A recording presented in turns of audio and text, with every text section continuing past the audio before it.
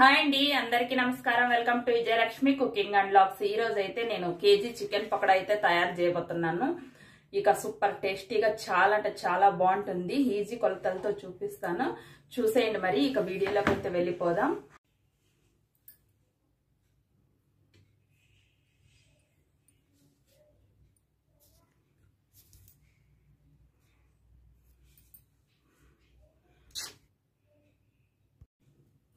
ఇక చికెన్ పకోడా తయారీ విధానం అయితే చూసేయండి.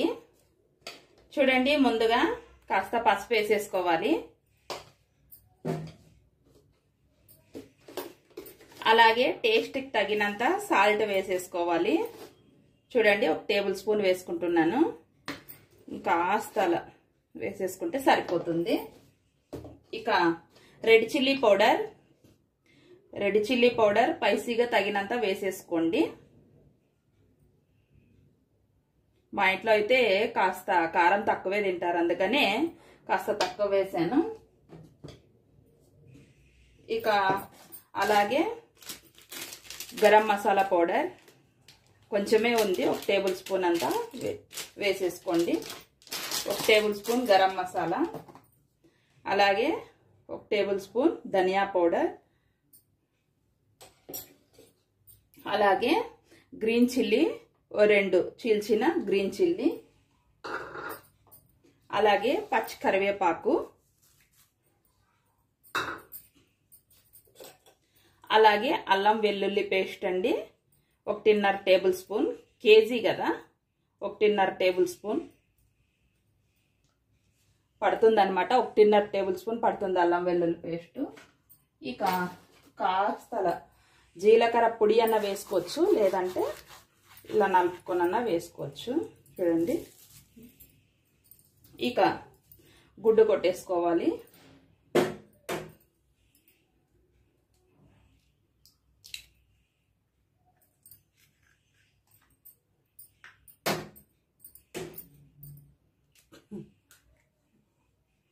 చూడండి, గుడ్లు అయితే 2 వేసుకుంటున్నాను.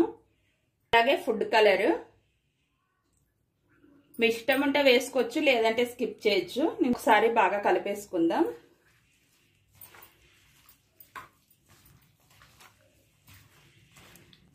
చాలా అంటే చాలా బాగుంటుందండి, ఇలా చేసేసుకోండి. సూపర్ టేస్టీతో చాలా బాగుంటుంది. కేజీ కొలతలు ఇవి. చూడండి, ఇలా బాగా ముక్కలకి కారం ఉప్పు బాగా అంటేలా ఇలా బాగా కలిపేసుకోవాలి. ఇక అన్ని వేసేసుకొని కలుపుకున్నాం కదా. ఇక అలాగే ఒక 2-3 టేబుల్ స్పూన్లంతా శనగపిండి, అలాగే ఒక 4 టేబుల్ స్పూన్ కార్న్ఫ్లవర్, ఒక 4 టేబుల్ స్పూన్ కార్న్ఫ్లవర్,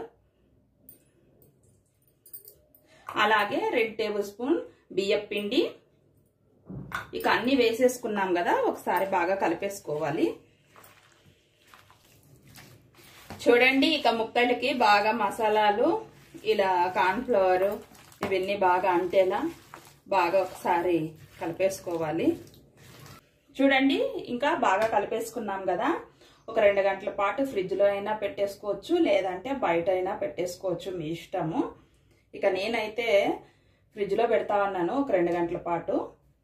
ఇక మూత పెట్టేసుకుందాం.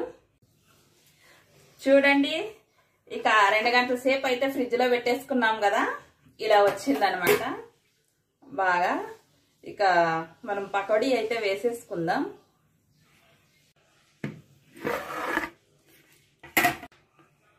ఇక ఒకసారి బాగా కలిపేసుకొని వేసేసుకుందాం.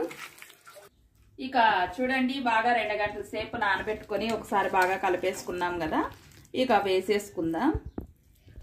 చూడండి, ఆయిల్ హీట్ అయిన తర్వాత వేసేసుకోవాలి.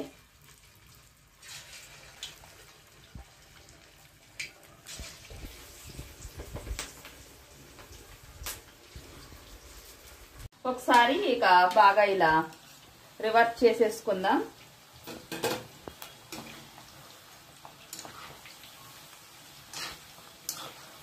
ఇలా రోస్ట్లా రావాలండి బాగా. చూడండి, ఇంకా ఆసేపు అయిన తర్వాత తీసేసుకుందాం. ఇక మనకి చికెన్ పకోడా అయితే చూడండి, ఇక మనకి చికెన్ పకోడా అయితే రెడీ అయిపోయింది. ఇక ఒక ప్లేట్లో వేసేసుకుందాం. చూడండి రోస్ట్గా కలర్ఫుల్గా ఎంత బాగా వచ్చాయో కదా. తినడానికి కూడా అంతే టేస్టీగా ఉంటాయి అన్నమాట, చాలా బాగుంటాయి. చూడండి కాస్త కరివేపాకు గోడెంబి ఇలా మనం ఫ్రై చేసుకుందాం. దూరం ఉండి ఇలా అనుకోవాలన్నమాట, లేదంటే చిక్కుతాయి. చూడండి ఇలా వేగిన తర్వాత ఇక ప్లేట్లో వేసేసుకుందాం. వావ్, ఇక టేస్ట్ ఎలా వచ్చాయి చూద్దామండి. బా సూపర్ అండి, చాలా అంటే చాలా టేస్టీగా సూపర్గా ఉన్నాయి.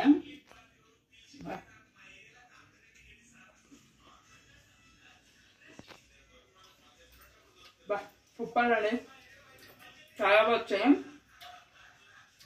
ఇదే కొలతలతో చేసుకోండి, పర్ఫెక్ట్గా వస్తాయి. అంతేనండి. మా ఛానల్ కనుక మీకు నచ్చినట్లయితే లైక్ చేయండి, షేర్ చేయండి, సబ్స్క్రైబ్ చేసుకోండి. Bye friends.